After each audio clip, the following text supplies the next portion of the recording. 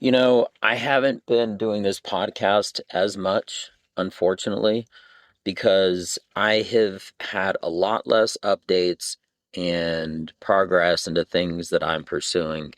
So, everything that I do on this podcast, it's all about working my way to be a professional comedian. And a lot of that I give examples of lessons learned through jujitsu and life and stuff and this whole process and whatnot, right? And You know, I feel like it's important. Like right now, I just can't get booked for anything, which like is driving me crazy. So I'm just gonna go. I'm gonna do something I haven't done in so long, which is just go to an open mic and just tear it up, and then just walk away. Because I know my material already works. I'm just not getting booked because basically people people want like a Mercedes, but they want to pay for a Honda. Meaning people want a comedian to do me as like a comedian do their show, but they don't want to pay me, or they do want to pay me, but they want to pay me at like a rate that, as a working professional, is way too low. And if you start accepting that low bit of money, you could say, yeah, well, you're leaving money on the table. That's true, but it's also the juice isn't worth the squeeze. So, for example, would you drive 2 hours in one direction for $100? Not at all. That's like, I mean, and not even that. A lot of times in comedy, uh, typically speaking, you get paid like $500 for every 15-minute block, right? So if you were to do an hour, you usually get about 2 grand, right? However, most comedians only do about 45 minutes, which to me I think is crazy because I just try to have a higher bar to rise above everyone else, right? But also because a show is usually 1 hour long. So 5 minutes goes to the host, 10 minutes goes to the feature. That kind of like warms up the crowd. That 5 and 10, that's 15. They split that first 500, and the rest of the 1,500 from that 2,000 goes to the comic. Or it could just be 2,000 for those 45 minutes altogether. All right. But anyway, point is, whenever somebody wants to book me, they don't know the cost. And I let them know that up front. That you're not expected to know the cost, but I should be able to educate you and tell you why. And that reasoning that I'm explaining right now, as far as like how much to pay a comic and stuff like that, is pretty much the standard rate. Again, once you are a working professional, I'm not even including like traveling. If you're traveling, they got to pay even more. They got to pay your per diem. They got to pay for your flights. I mean, if I'm paid $2,000 to go to Atlanta, hypothetically, all right, 500 spent on a damn hotel, 500 spent on plane tickets, $100 in food. That's like saying, would you go to Atlanta for $900? Maybe, but I mean, my point is that it's not supposed to go into your stage time budget. It's supposed to be added. Without digressing too much, um, I'm I'm kind of getting like, I don't want to say frustrated, but like, that thirst, that feeling of like thirst when you want some water. That's not frustration. That's not anger. It's not irritation. Hungry.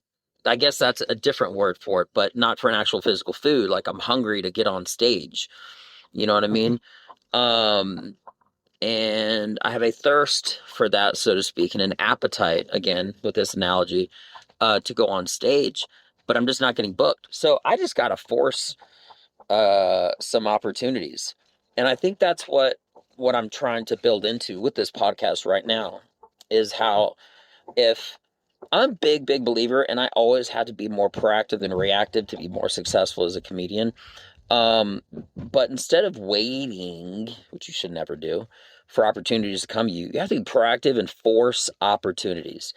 If you want to be successful in life in anything you're doing, don't let that girl come to you. Go to her. Okay?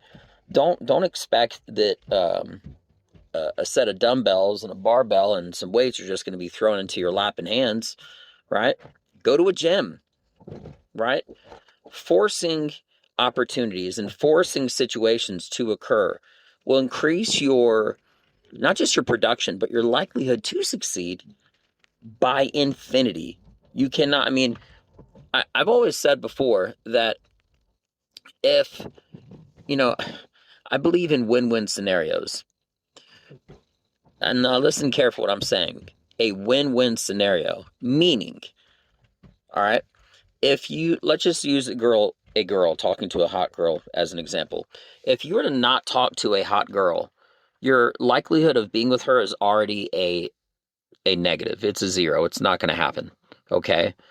Now let's leave the realm of possibility that for some reason she comes to you. This is just your control as far as your control goes. If you don't ask, okay, you already have a no. So if you ask a girl out who's really attractive, which is what I always did, right? Beyond attractive, okay, she could actually be excited that she's so hot and she may be way out of your league, that's brave of you or something like that, right? But my point is, by you saying nothing to her, that's already a no.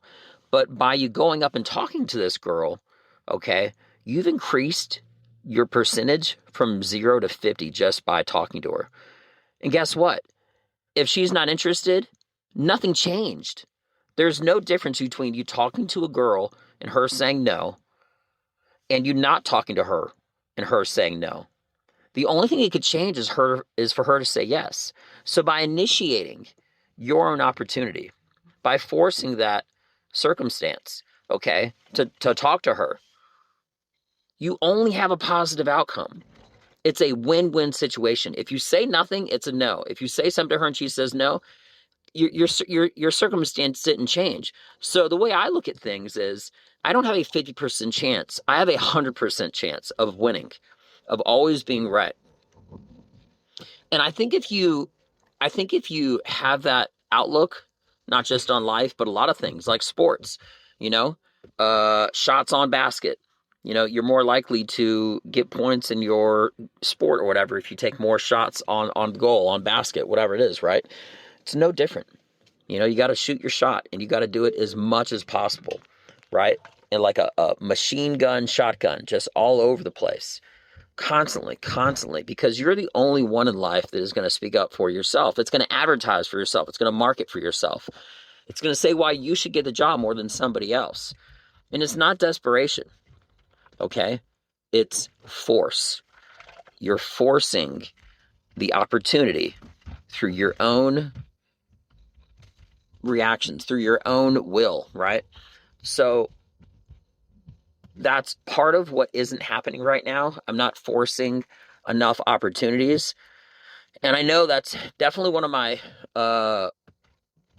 probably number one area that I always have to work on, is just forcing opportunities for things to happen. And I'm not making excuses, but I'm telling you, that's the reason why I haven't had as many podcast episodes. And but that's 100% my fault, because I need to be forcing opportunities. So I'm going to start out by just going to a couple clubs, comedy clubs that are local. One of them is more local to me and close. The others are further away. And just doing some open mics and just showing them like, hey, bro, did you forget? You know, I don't claim to be better than anybody else, but I am different than everyone else. And my philosophy when it comes to comedy is to be different, not just in, and this is just what I do, not just be different in the material that I'm saying, but in the tempo. I want everything to be very fast. And I don't mean talking fast. I mean like, and you know how I was saying there's a lot more juice. Like imagine if you were squeezing a lemon, there's tons of juice. I only squeeze a little bit of that lemon for each joke. I leave tons of unexplored opportunity because, in my opinion, now comedy is to the point of where if you talk too much about one thing, all right, you can kind of lose the audience. Maybe not, right? But I am doing pretty much just one-liners. How many comedians can you think of? Just off the top of your head. Now ask yourself this. How many can you think that do primarily one-liners? A lot less.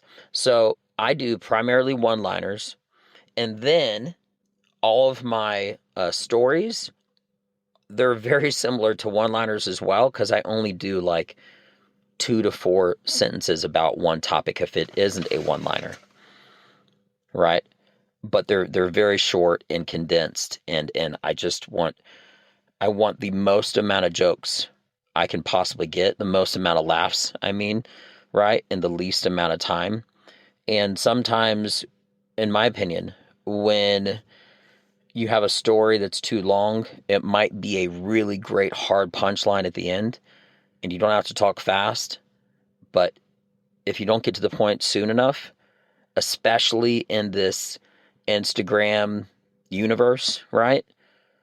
You can lose your crowd, lose your attention, and then you lost it. So I feel like keeping everybody's attention is my biggest goal at this point in comedy. And I have devised a system of where essentially I'm doing one-liners and making my stories a lot shorter, less details, right? I mean, think about it like this. When was the last time you saw a film that was over 90 minutes? If something is over 2 hours, you feel like it feels like it's a loss. And that's crazy. Now, what about this? 2.5 hours, right? It just seems more and more unlikely. So now condense that exact thought that you're having, but as far as doing stand-up comedy, and that's what I have devised. And it works 100%. I was actually, anywhere I go, I always say, like, the world is my stage, right? So everywhere I go, I'm always practicing. But now, like, I'm practicing meaning like I go to the Dollar Tree, I'm at the grocery store, I'm trying one-liners, I'm trying small bits, I'm absolutely everywhere. And I'm always staying sharp and my technique tight. However, always rehearsing. However, I need to get on stage because it builds up everything, but there has to be a point to where it builds up too. And right now it's like there's all this tension, not in like a bad way, like a good kind of attention, right? But it needs to be released. It needs to, hit that mark as far as what all my repetitions are going towards. So anyway, that's where I'm at. That's what's going on. And I'm at jiu-jitsu right now. It's Friday at 5:58 in the morning, and coach is about to open the door. So you all have a beautiful day. Thank you so much for your time listening. I'm going to be forcing updates, forcing opportunities, and making things happen. This is Benja Well Done. Check it out and do it yourself too. I'm out. Peace.